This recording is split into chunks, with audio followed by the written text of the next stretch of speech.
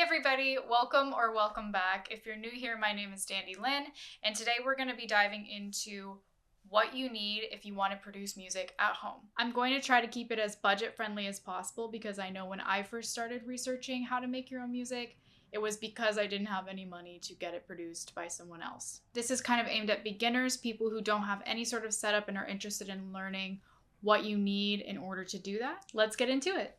First up, you'll need a computer.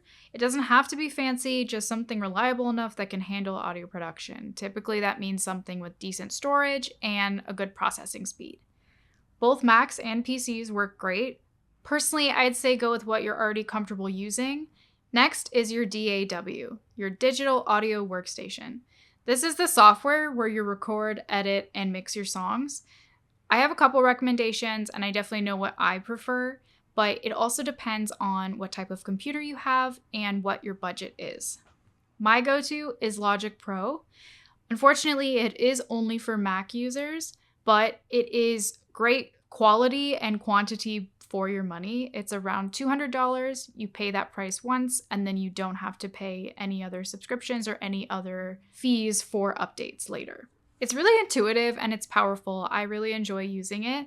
But there are a lot of other options out there if the $200 price tag is not within your budget. If you're looking for something free, you can always start with GarageBand if you have a Mac. GarageBand is the stock software that comes with every Mac, and it's basically like a baby Logic. Another great free option is Pro Tools Intro. You can use this on either Mac or PC. Pro Tools is the industry standard, but the intro version only has 8 tracks available. So if you're looking to do really big, involved projects, this might not be the one for you. It is also possible to pay for the full version of Pro Tools, but it is subscription-based and kind of pricey. So if you're just looking to dip your toe into music production, I would definitely recommend going with the free version. The third thing you're gonna need is an audio interface. An audio interface connects your microphone or your instrument to your computer. It essentially helps your computer interpret the data from either the microphone or the instrument. There are so many great ones on the market that don't have to break the bank. I personally use a Universal Audio Volt 1. I would also recommend a Focusrite Scarlett Solo.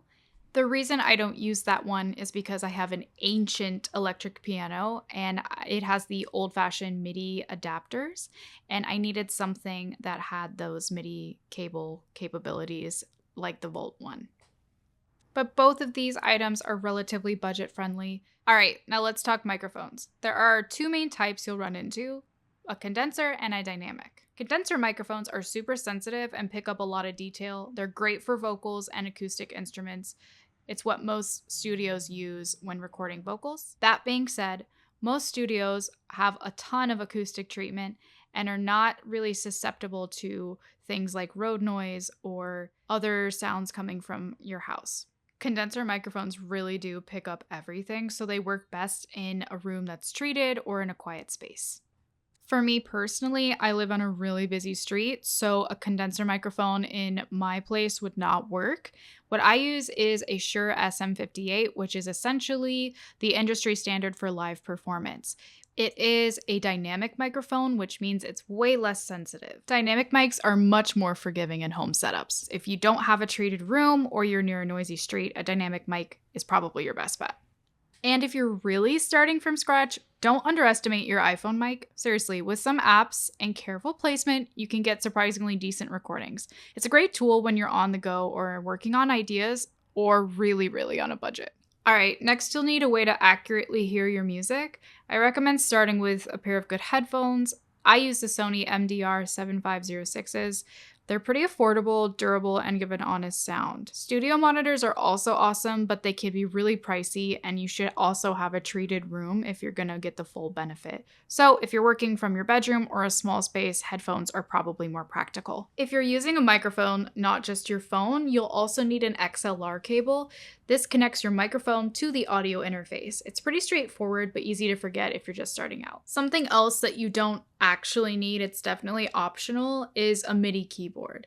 A MIDI keyboard is not essential, but it's super helpful if you plan to use virtual instruments like a synth, strings, or piano. You can get by with clicking the notes into place, or there is also an option in some DAWs called musical typing. But having a MIDI keyboard makes the process so much faster and more musical. That's it. Those are the essential tools you need to start your projects from home. I hope you found this helpful. I would love to know in the comments what gear you're using. Don't forget to like and subscribe if you want to see more content like this. Thanks. Bye.